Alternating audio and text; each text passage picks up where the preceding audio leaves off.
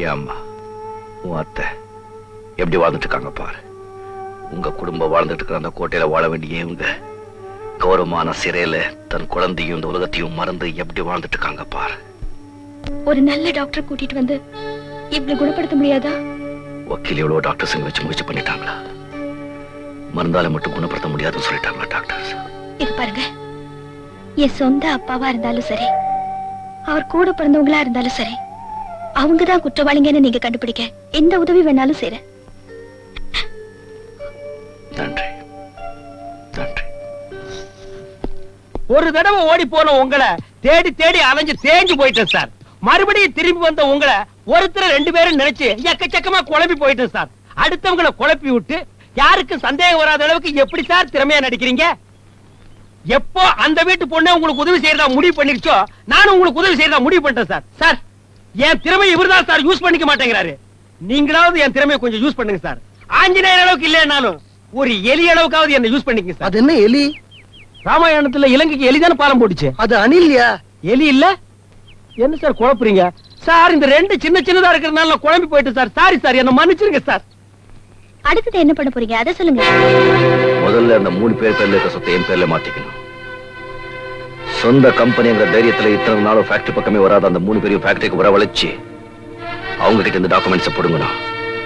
அதுக்கு நாளே காலை 10 மணிக்கு நாம ஃபேக்டரியில சந்திக்கிறோம். ரெடி, வேலையை கெடுத்து வெயில நிப்பாட்டி விட்டாங்க. இன்னைக்கு அவ்வளவுதானே? உள்ள இருந்தாலும் வெளியே இருந்தாலும் சில்லற உண்டு. அமெரிக்கால இருக்கிற நம்ம முதலாளி முதல் தடவையா ஃபேக்டரிக்கு வர்றாராம். ஓஹோ. நீங்க முன்னாடி போங்க, நான் பின்னாடி வரேன். நம்மள அனுப்பிச்சிட்டான். அவன் எதுக்காக ஃபேக்டரி வரான்னு யாராவது கேட்டீங்களா? கேட்டேனே, அங்க வாங்க உங்களுக்கே தெரியும் சொன்னா.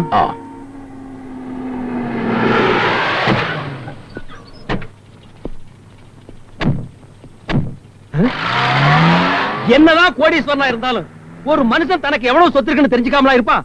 ஃபேக்டரி பக்கம் போனீங்களா அவர் தினம் நீங்க கேப்பீங்க. நாளைக்கு போறேன் அவர் சொல்லிட்டு வந்தாரு. அப்பா, மனுஷன் ஒரு வழியா இன்னைக்கு தான் வர்றார். இப்ப விஷயம் தெரியுதா அவன் ஏன் வரான்னு?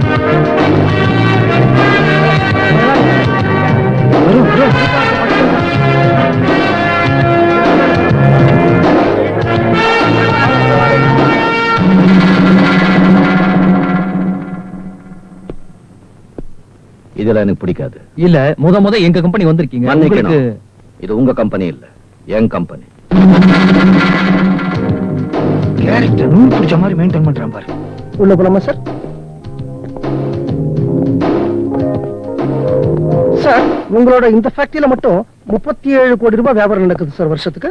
அப்பா, கேட்டாலே தலை சுத்துது. இனி பணத்தை பார்த்தா பொத்துல கீழே விழுந்துருவேன். கிட்டத்தட்ட 10,400 பேர் இங்க வேலை செய்றாங்க சார். இது என்ன ரப்பர் ஃபேக்டரியா? இது பேப்பர் ஃபேக்டரியா? பேப்பருக்கு ரப்பருக்கு வித்தியாசம் தெரியல உனக்கு. இப்ப என்ன நான் பெருசா தப்பா பேசிட்டேன்? பேப்பருக்கு ரப்பருக்கு ஒரு எழுத்தா வித்தியாசம். அதுவும் பர்ரு இதுவும் பர்ரு, ரெண்டுமே பர்ரு தான். Shut up sir. அந்த பக்கம் சிமெண்ட் ஃபேக்டரி சார், அந்த பக்கம் ஸ்டீல் ஃபேக்டரி, நடுவுல ரப்பர் ஃபேக்டரி சார். தூக்கி போடுற பேப்பருக்கு 10,450 பேர் அவசியம் தேவையா? மிஸ்டர் ரகுபதி, இந்த ஃபேக்டரி டாக்குமெண்ட்ஸ்லாம் கொண்டு வரீங்களா? எதுக்கு? தம்பி முதல் தடவையா வந்திருக்கிறாருல, அதெல்லாம் பார்க்க வேணா? என்ன பண்ணு ஆசைப்படுறாருல, பாத்துட்டு போட்டுமே.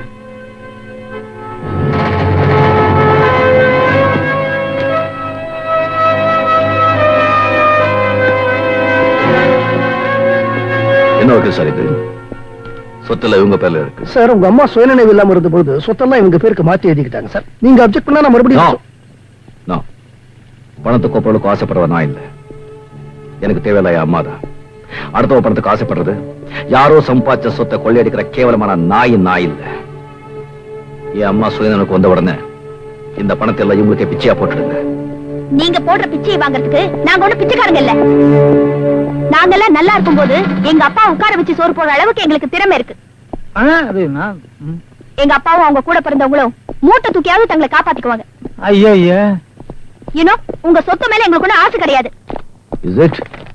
Look, எப்போ இந்த சொத்து மேல உங்களுக்கு ஆசை இல்லையோ, இனிமே தேவையில்லை.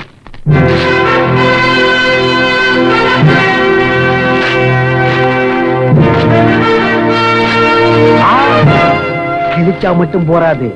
பாட்டிக 3 மோசமானது. பின்னால ஒட்ட வச்சு பங்கு கேக்குங்க, கொளுத்திடுறேன்.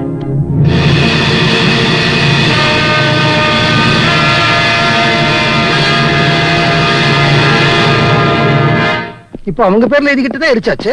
கிழிச்சு எரிச்சு போட்ட பத்திரத்தை மறுபடியும் உங்க பேருக்கு மாத்தி எழுத நான் ஏற்பாடு பண்றேன். எல்லா சொத்தும் உங்க கைக்கு வரும்பொழுது இந்த சொத்து உங்க கைக்கு வந்துடும் சார்.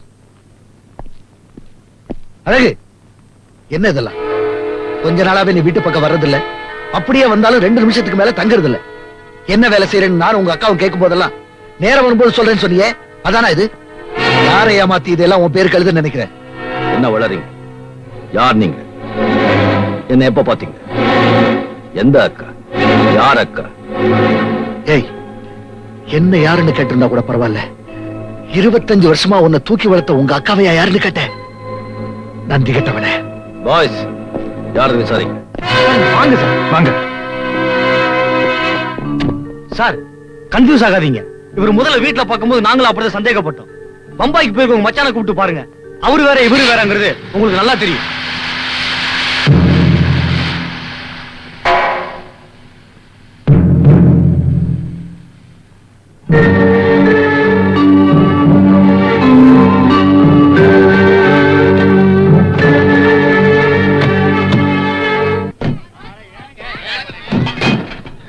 அக்கா, அக்கா, மாமா, மாமா, மாமா, மாமா, அவசரப்பட்டு என்ன முடிவு எடுக்காதீங்க.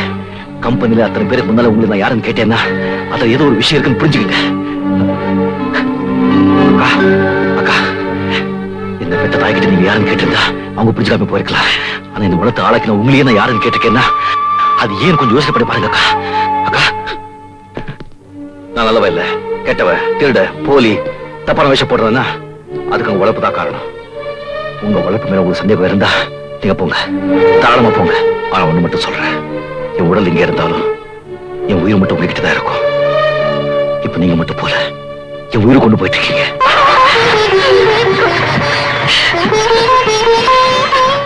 அழகு, அப்படி எல்லாம் சொல்லாதப்பா. சத்தியமா உன்னை விட்டுட்டு எங்கேயும் போக மாட்டப்பா. இத பாருங்க, அந்த குடும்ப வக்கீல்ங்கிற முறையில சொல்றேன். இவர் யாரையும் ஏமாத்தல. ஆனா உங்க உறவை அவங்க முன்னாடி காட்டிக்க முடியாத நிலைமையில அவர் இருக்காரு. அதுக்கு காரணம் உங்க உயிருக்கு அவங்களால எந்த ஆபத்தும் வந்துடக்கூடாதுங்கிறதா. கோடிக்கணக்கான சொத்துக்களை கொள்ளடிக்கிற ஒரு கூட்டத்திலிருந்து அந்த சொத்தை காப்பாத்தான் அவர் வந்திருக்கிறாரு.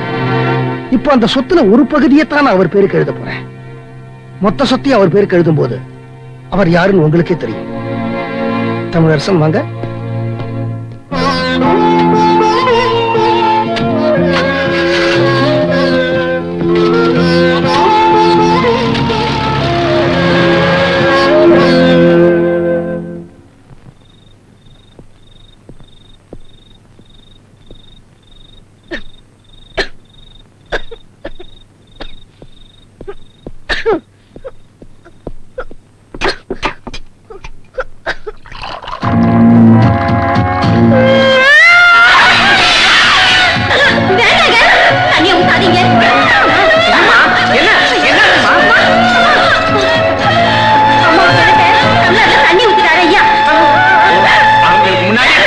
எதுவுமே ஊத்தக்கூடாது.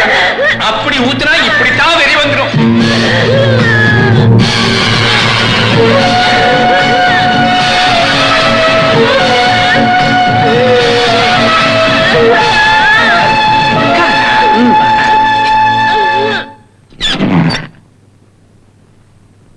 யார் நீ? நான் ஒரு அனாதை. என்ன யாருன்னு கேட்டிருந்தா கூட பரவாயில்ல. 25 வருஷமா உன்னை தூக்கி வளர்த்த உங்க அக்காவையா யாருன்னு கேட்டேன். என்னடா மணி 12 போது டைனிங் ஹால்ல தனியா உட்கார்ந்துட்டு என்ன பண்ணிட்டு இருக்க? வக்கீல ஏமாத்தி சொத்தெல்லாம் நம்மகிட்ட கொடுக்க வேண்டியவன் நம்மளை ஏமாத்தி ஏதோ பண்ணிட்டு இருக்கான்னு நினைக்கிறேன். உனக்கு எப்பவும் சந்தேகம் தான். அன்னைக்கு நான் கேட்கும் போது அனாதன்னு சொன்னவனுக்கு இன்னைக்கு இப்படி அக்கா வந்துச்சு. கம்பெனில அத்தனை பேருக்கு முன்னாடி யாரை ஏமாத்துறதுக்கு இப்படி பண்ணிக்கிட்டு இருக்கேன்னு அக்கா புருஷன் உரிமையோட கேட்டானே, அவன் யாரு?